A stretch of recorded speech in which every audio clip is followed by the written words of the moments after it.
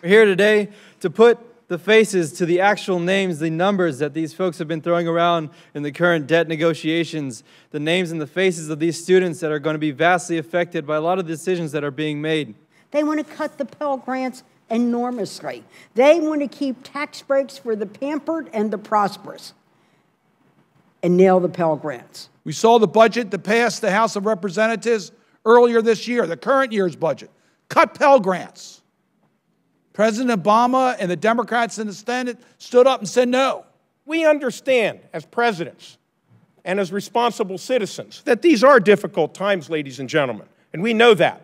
And we're willing to take our fair share, and we have, of sacrifice to make sure that this economy gets back on its feet. But we must not forget that Pell provides hope for those most in need. For many, it's the beacon of hope.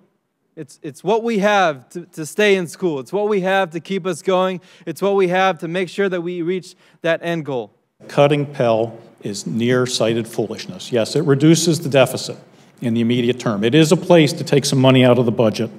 But what it's really about is wasting our single greatest resource in this nation, and that's the talent of our people. I don't think you can say that you have the best interest of this country at heart and cut Pell Grants.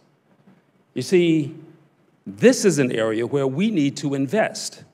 I think cutting Pell Grants is like eating seed corn. You're just cutting off the future. And so I call on Congress to certainly not close the door to opportunity, not close the door to progress and innovation.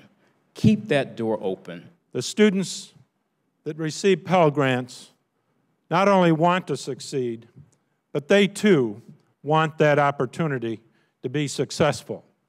And we are now in a period in which an educated workforce is essential to our survival.